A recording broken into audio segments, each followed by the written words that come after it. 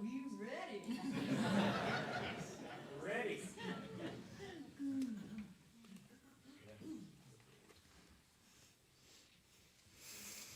Welcome to the Unitarian Universalist Church of Boulder. I'm Paula Staffelt. I serve as a choir member and an occasional worship leader and pianist.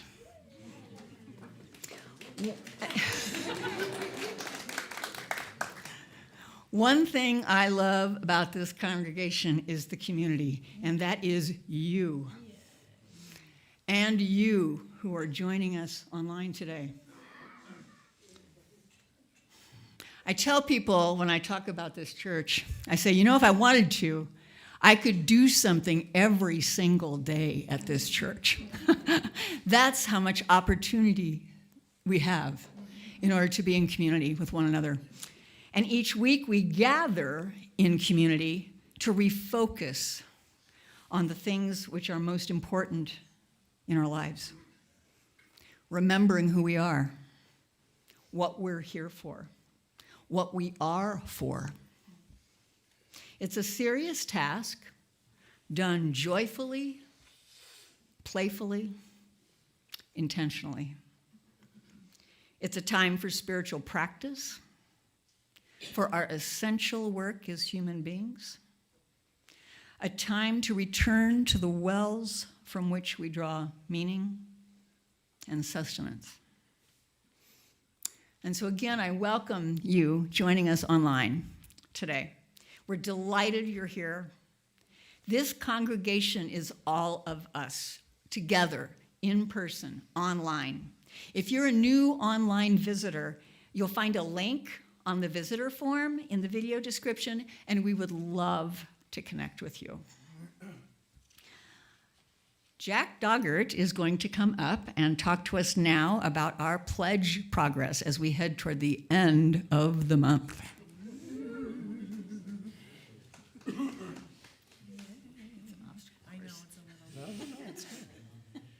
Well, talk about a full church. We're here, this morning. So thank you, Paula, and thank you all.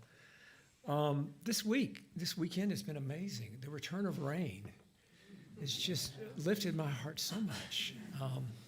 And walking in and seeing spring right there on the ground as we come in the door of the daffodils and hyacinths and crocuses, my gosh, it's enough to lift my heart.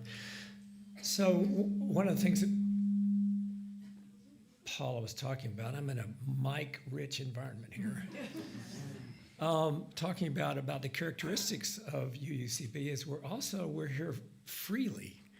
And part of my role as co-chair of the pledge drive has been to sort of manifest everyone's giving, which happens once a year.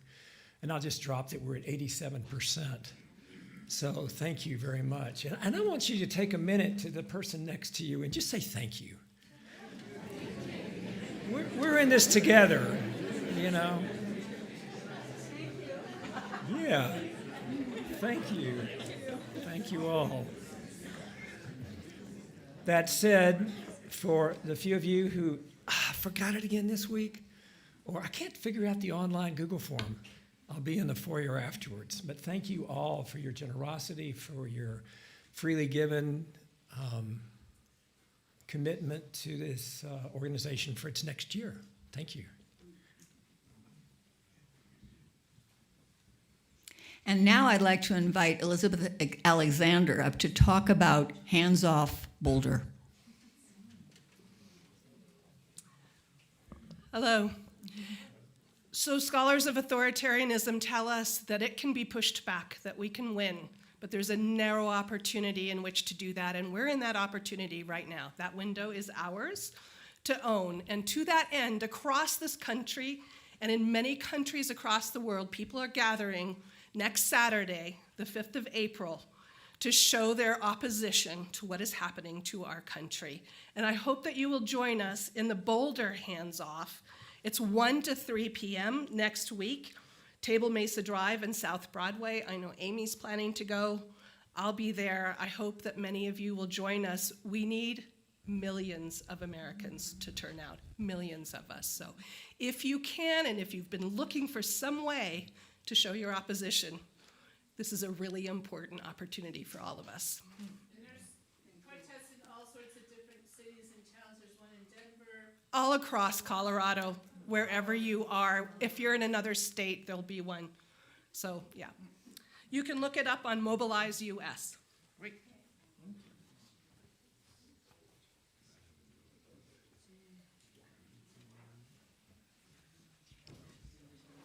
Thank you, Elizabeth. Thank you, Jack. I'd now like to invite Carl Vickery up to light this morning's chalice.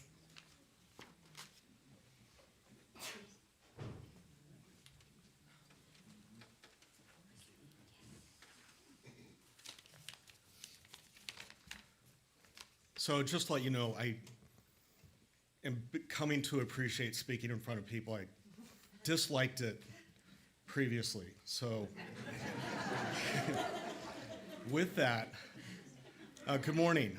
My name is Carl Vickery, and I became a UUCB member in December of 2024, so just last December. I started coming here regularly last April, and that was for the second time. Our family grew up Episcopalian, as that was what my dad was. My mother was more of a naturalist, and she preferred to be outdoors in the Indian Peaks, hiking or climbing mountains. We didn't go to church regularly. We were more like on Christmas Eve or Easter churchgoers, and my father was not one to go to church.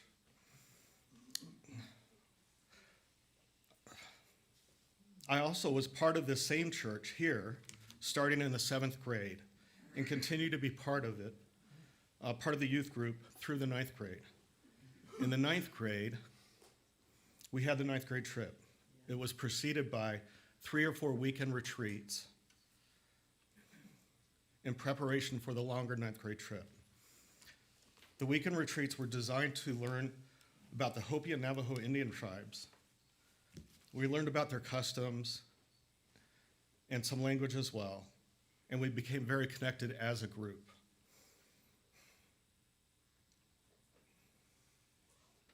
To this day, it remains a big part of my time, and I think of the group fondly. And 2 of our leaders are here today. Thank you, Barb and Fred.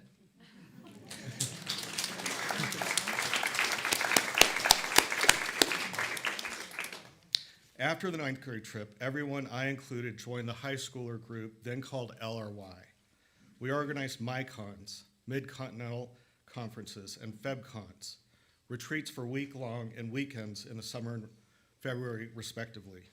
These were great experiences indeed. I think it was a way for me to deal with the dysfunctionality of my family and high school, which for me was a mixed bag. In 1982, I went to the National UU Youth General Assembly in Bowdoin, Maine. We drove out there in an old Subaru Outback. I still remember those in the car on the trip. It was a long GA, and votes happened. Robert's Rules of Order were not followed, and then later followed. It was a great event. One of the outcomes was that nationally, LRY became YRUU, and it was an interesting drive home. After high school, I left the UUCB and returned only once in a while. And then more recently, after my mom's passing, I found I was looking for a better sense of community.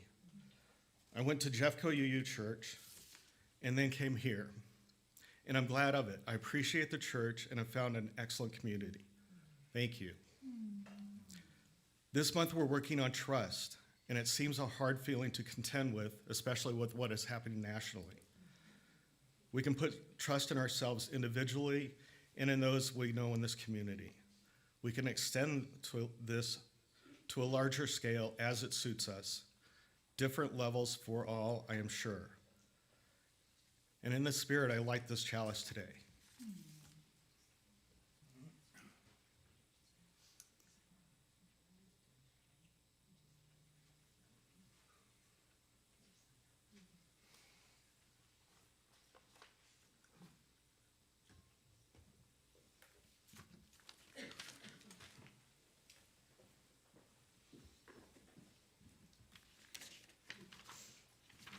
Thank you, Carl.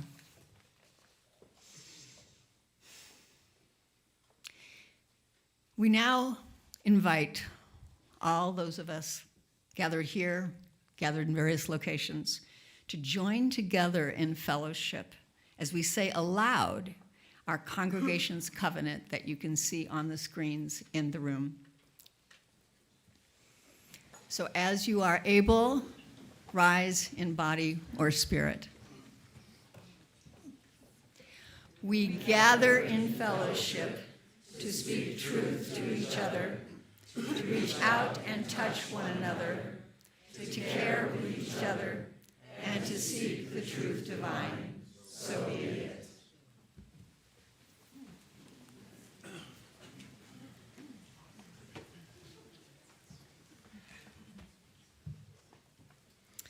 So before we get any further in this service, I just want to acknowledge our special guests. So my colleague, the music director from the Boulder Valley Fellowship in Lafayette, who's also my husband, Ted Koriath, is here, hiding in the corner. You'll see lots more of him throughout the day. And also, he brought with him the entire choir from the Boulder Valley Fellowship. Boulder Valley singers, wave. Yes. We are also joined by Jorge and Paul and Julie. It is going to be an amazing day. We're going to sing a lot. You're going to sing a lot. It's going to be great. My friend and colleague Michelle Marquardt DeVoe wrote these words. Singing is an act of resistance. When we sing, we defy those telling us we cannot have agency. When we sing, we can express our deepest anger and greatest delight. There is no more powerful tool than the feeling of your voice leaving your body, vibrations from the tips of your toes to the top of your head. These people who sit before you and with you, giving voice where you are voiceless, providing permission to exist where you have been silenced, are here for you today, and you need them, and they need you too. There is no such thing as a person who cannot sing. You must. And you must learn to do it with all your might. Going higher or lower, faster and slower, sustaining and releasing, breathing, movement, tensions. These are resistance tools. Knowing your body. Feeling sensations in a way you've never felt before, so that you can name your joy and pain and rage and righteous indignation. Singing isn't just about songs. It's about making waves, literally. The first piece that we're going to share with you this morning is written by Eric Whitaker, who's an American choral composer. He's kind of a big deal in the choir world. It's 100% okay if that doesn't mean anything to you. This piece was written during the pandemic, and I have come to think of it really as a prayer for connection. And it really speaks to that longing that we all had in that time to find some way to bridge the distance that was growing between us. We had no way of knowing how long it would last and how far it would stretch. And so many of us were feeling so isolated and just didn't know how we could reach out to one another. And so while it comes very specifically from that time, it also speaks very directly to our time and about how when we sing, just as Michelle said, we gather together in this collective energy and this sort of defiant space. So while the music is inviting us to sing gently, it still carries this sense of resilience, of sort of refusing to let this beautiful gift be taken away from us. So many of the lyrics will be projected on the screen. It may not follow perfectly, but I think that you'll get the essential message. So choir, will you stand?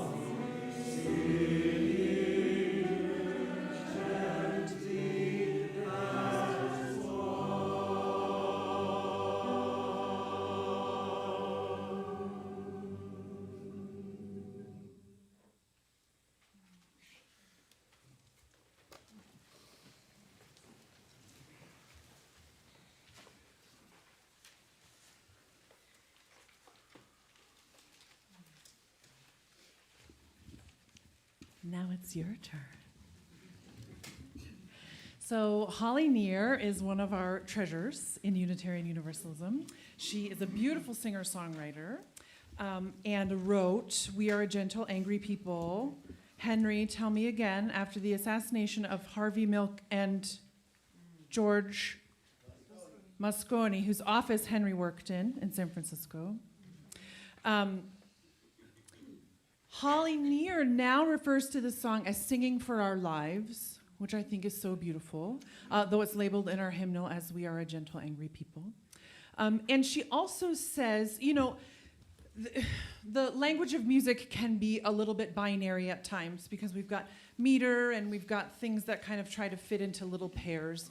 So we've got gentle, angry people, and there's a verse that says we are gay and straight together. And what Holly says about this now is that, you know, at the time, that was kind of how she thought about the expression of sexuality, and she said, of course, she's learned so much about it then. And when she sings it now, she sings, "We are all of us together," which is a little bit more inclusive of the entire spectrum. And I changed that for us one time recently and heard from many people that they really missed singing specifically about "we are gay and straight together." So I just want to say, if you don't see yourself reflected in that language, I understand and I see you and recognize that that's very binary. And so I'm still trying to figure out the best, most inclusive way to sing this song. But I think it is really important. And so this is my imperfect attempt at including it for us today. So will you rise in body or in spirit? And let's give it all we got.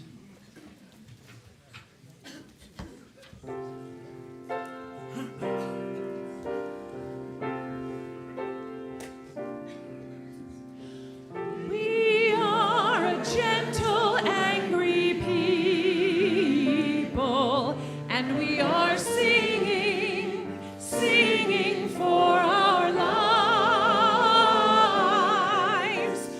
We are a gentle, angry people, and we are singing, singing for our lives. We are a justice-seeking people, and we are singing, singing for our lives. We are a justice-seeking people, and we are singing, singing for our lives. We are young and old together, and we are singing, singing for our lives. We are young and old together, and we are singing, singing for our lives. We are a land of many colors, and we are singing, singing for our lives. We are a land of many colors, and we are singing, singing for our lives.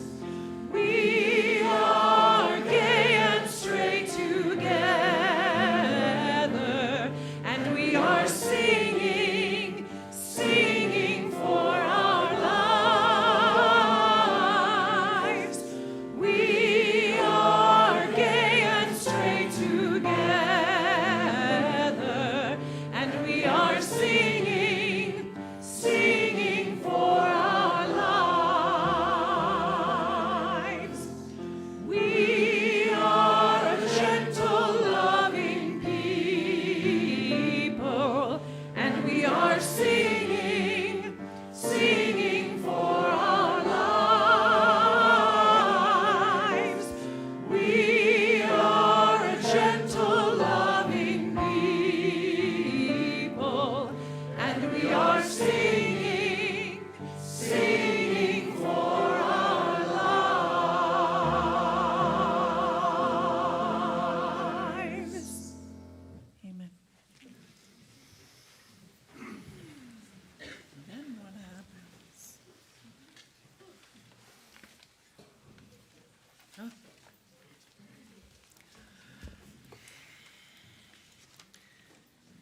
I move the prayer and meditation. Hold on. I know it's like you try to be prepared and you print the order of service for 60 people on Thursday, and then inspiration strikes you on Saturday at 7:30 p.m. Will you take a breath with me?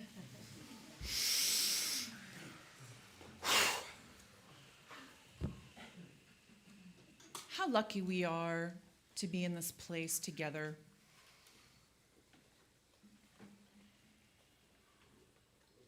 To have this community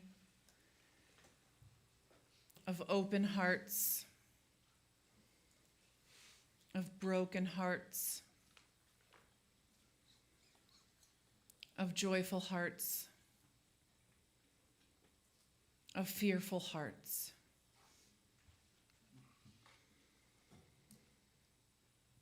Give yourself just a few breaths to feel into the energy that's moving through you in this moment. How are you? Like, really?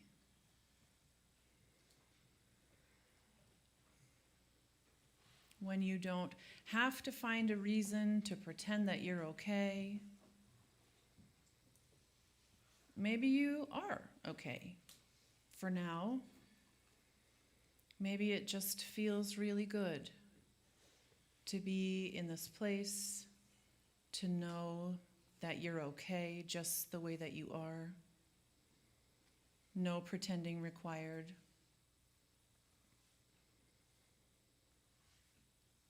Or maybe you're still feeling afraid. There are so many good reasons to be afraid. There are so many things we still just can't know about what's happening now and what could happen. And yet in this room, we show up week after week with people who are also trying their very best to love, to put love at the very center.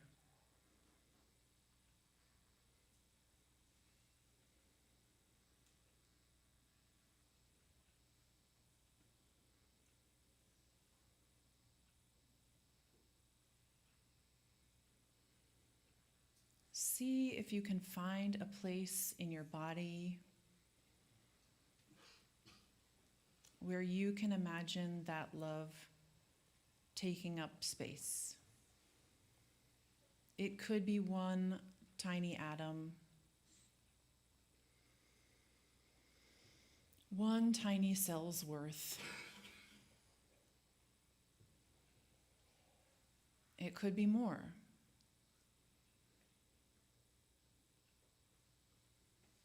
But no matter the way you get tossed around throughout the week by the external things of life,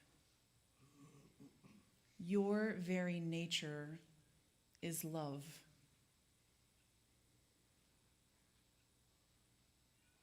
It's what you're made of. It's what you're here for.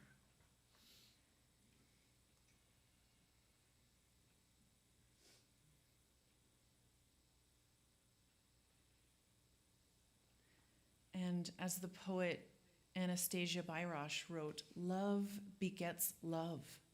So when you're in this space, whether you bring one tiny atom or a whole heart full or a whole spirit full, whatever love you bring is multiplied and amplified.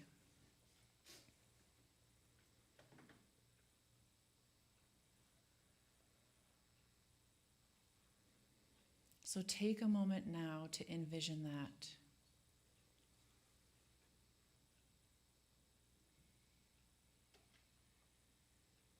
The love that you brought with you, however small it may be,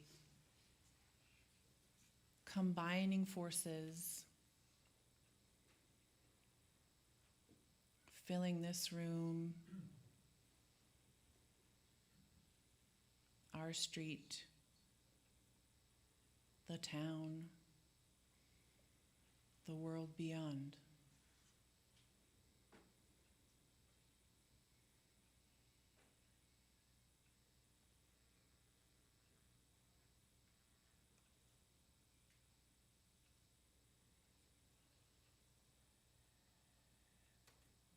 no matter what you have, even if it seems inconsequential, it matters.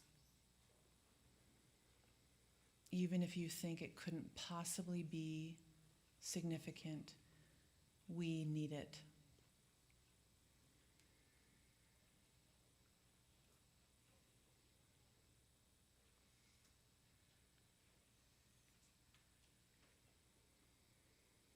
It is the very fabric of your spirit.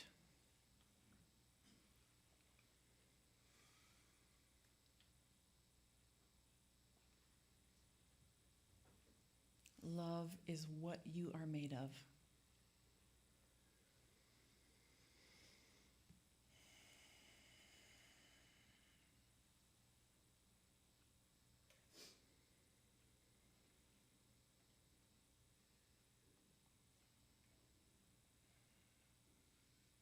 Take a breath with me.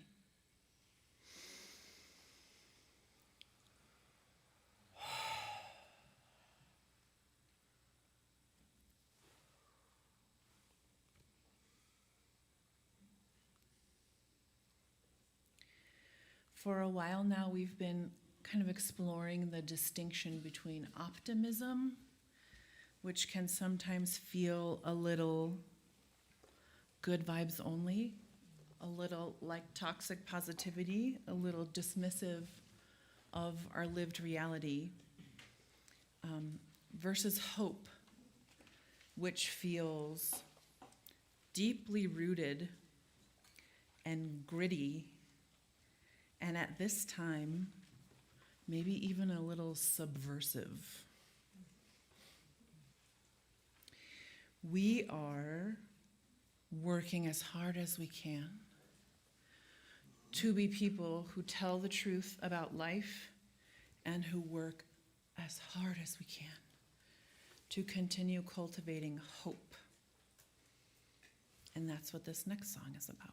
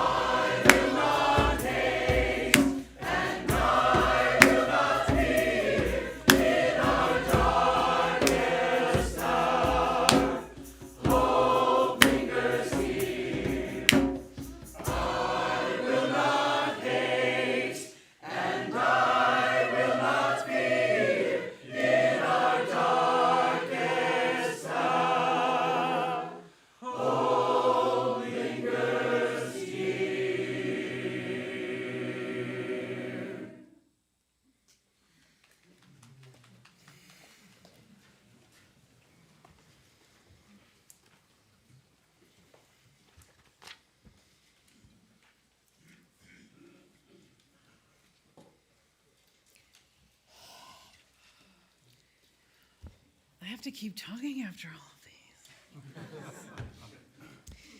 When we say that our mission is in part to always love, it means that we actively seek connection and compassion across boundaries and borders. Each week in the service, you are invited to come forward, to take a stone symbolizing your joys and sorrows, and to place it into the earth. It's a private act and a personal act. You place a stone in symbol of your own private joy or grief. It is a community act. What we make is a whole, a miniature landscape of our individual inner lives. What we make is a whole, each of us unique and united. For all of our hopes and griefs, we hold this compassionate space with love. For those meeting in person, I invite you to come forward as you feel moved, starting with the back half of the room, then the folks on the side, and then the folks in the front. Pick up a stone, feel its weight. Let the warmth of your body change the temperature of the stone. Take your time, place it in the earth.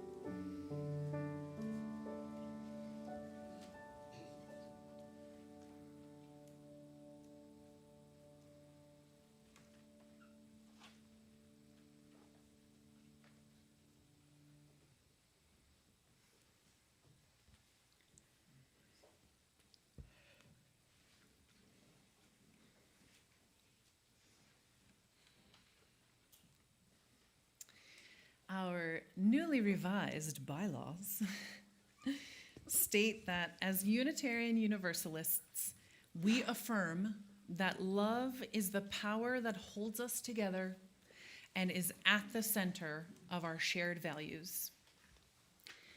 In a message sent the day after the most recent election, our UUA president, the Reverend Dr. Sophia Betancourt, wrote, "What I know beyond any reasonable doubt is that we are a sanctuary people. From the powerful efforts of our elders in the middle of the 20th century, through to our congregations and communities offering shelter to migrants today. Whether harbor or Pink Haven, our homes, sanctuaries, and even our national headquarters model what it means to offer solidarity, shelter, and asylum. These are times that will be defined by the continued and increased need for organizing and a faithful commitment to mutual aid." She goes on to say, "I want to invite us all back to what we learned in our earliest understandings of what humanity itself means.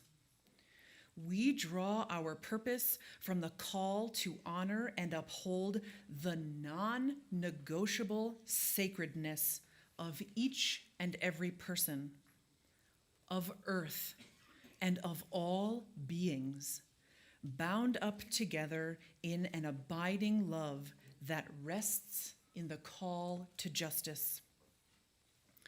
So many of us are afraid today, fearful for the safety of our loved ones, and overwhelmed by the public denial of basic human rights.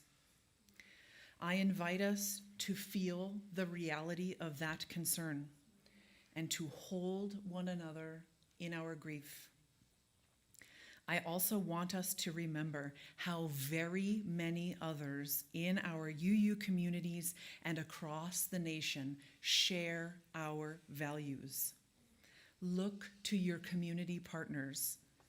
We name a new one every month here at UUCB. Draw on all you have learned. Know that you are never alone." She concludes by saying, "Together we will rest in the strength of our covenants and bring that love, generosity, sacred witness, and values-driven interdependence to bear as we continue to work toward a future where our liberation is collective and all of our people can count themselves whole."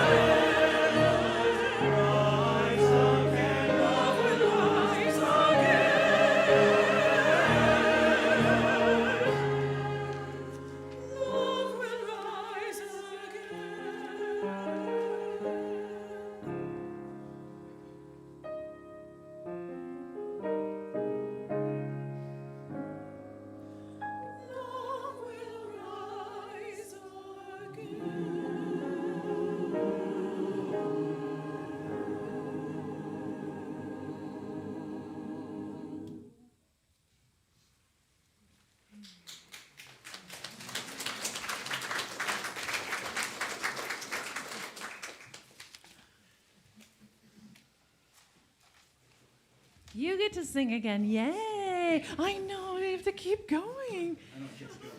I know.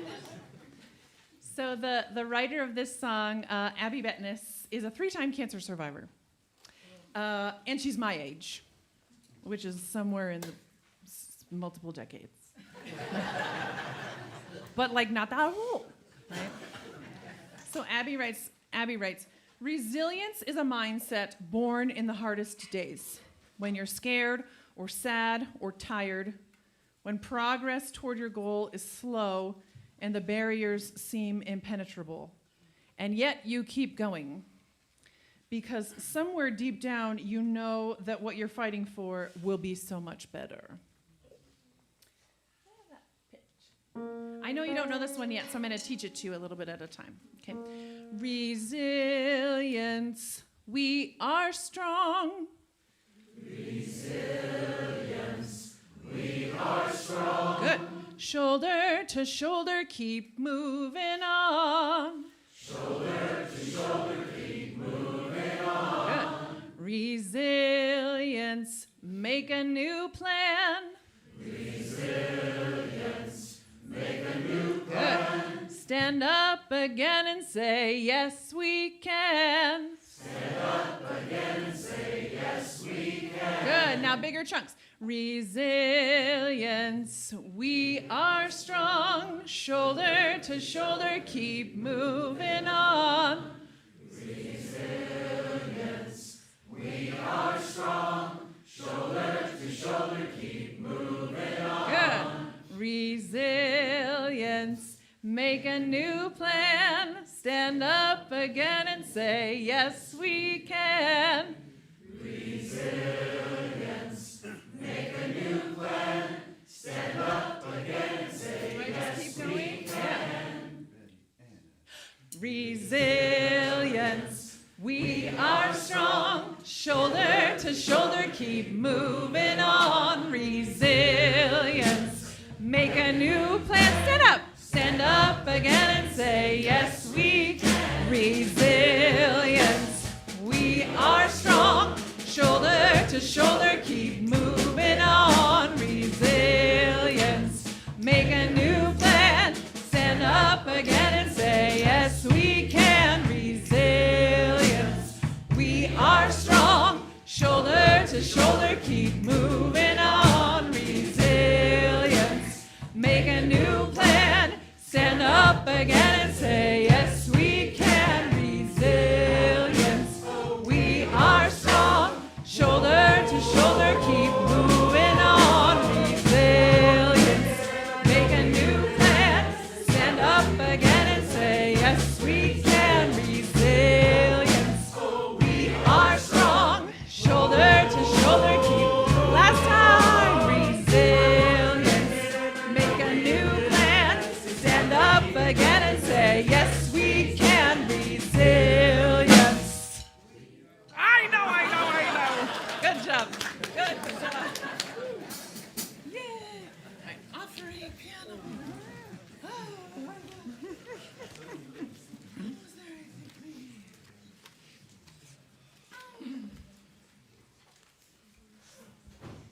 This month, our offering goes to wildlands restoration volunteers. And many of us know that this organization began, as we've mentioned before, with Ed Self, a member of our congregation. And I learned this week that in the early days, Ed and Amy Self, his wife, who is a choir member here, would sit together and talk about what this would be called and the beginnings of it. And they chose, I think maybe Amy came up with the idea of Wildlands, but named Wildlands Restoration Volunteers, and then even began with the very beginning design of the business cards. Oh my God. So what struck me about that story is that one seed planted and watered into something now that makes such a difference in this part of the land. And this is how it works, folks. This is how it works. Goodness spreads. Goodness is contagious. So today, we share our offering again with the Wildlands Restoration volunteers, and let's now spread the goodness.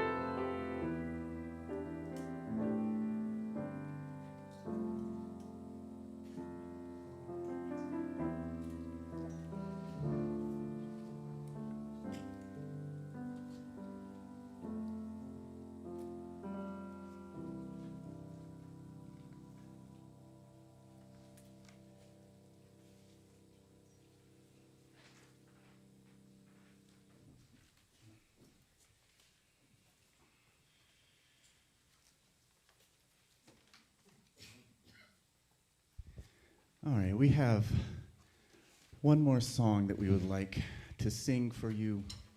I just want to say a couple of words of introduction about this one. This song is about feeling good, basically, and giving yourself permission to feel good, and how important it is to find those things that make you feel good and that bring you joy. I remember, so I spent some time at Naropa University, the Buddhist-inspired university, and learning all about my mindfulness and inner peace. And one of my professors, he was a Tibetan Lama, and he would always talk about, I don't understand these enraged peace activists. He was like, it's like, I see so many people that care so passionately about injustice in the world, and they sacrifice their own well-being on the altar of that cause. And he's like, that's not good to do that. You need the self-care. You need to take care of yourself. You need to allow yourself to experience a little bit of joy. And that joy is not a betrayal of anyone or any cause that you are fighting for. Serious issues, fearful times, dangerous things. In the midst of that, we can still fuel ourselves with good feelings and with joy. So we're going to sing a little bit about that right now.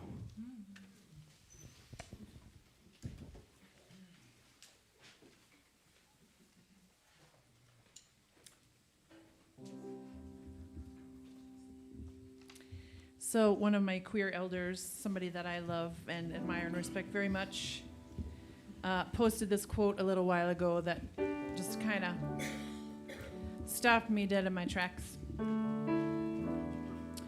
It said, during the darkest days of the AIDS crisis, we buried our friends in the morning. We protested in the afternoon, and we danced all night. The dance kept us in the fight because it was the dance we were fighting for. It didn't look like we were going to win, and then we did. It doesn't feel like we're going to win now, but we could. Keep fighting. Keep dancing.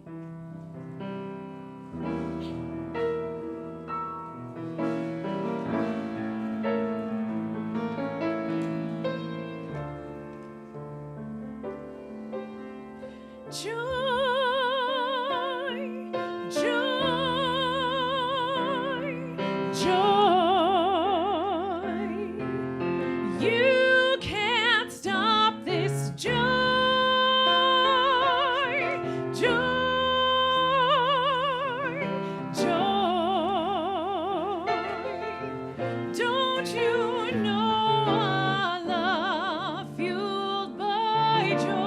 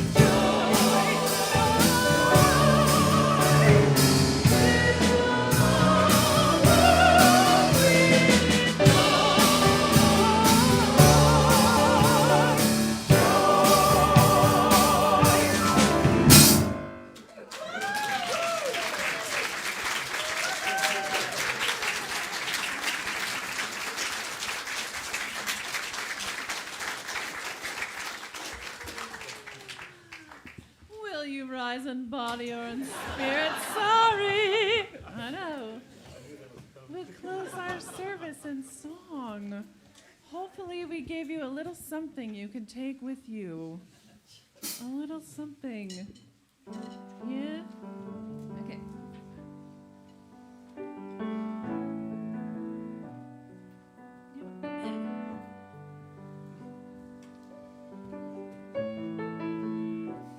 I got the patience to inhale, exhale. I got the energy to sing. I got the strength to keep on going, so I can rise again, so I can rise again. I got the patience to inhale, exhale. I got the energy to sing. I got the strength to keep on going, so I can rise again, so I can rise again. I got the patience,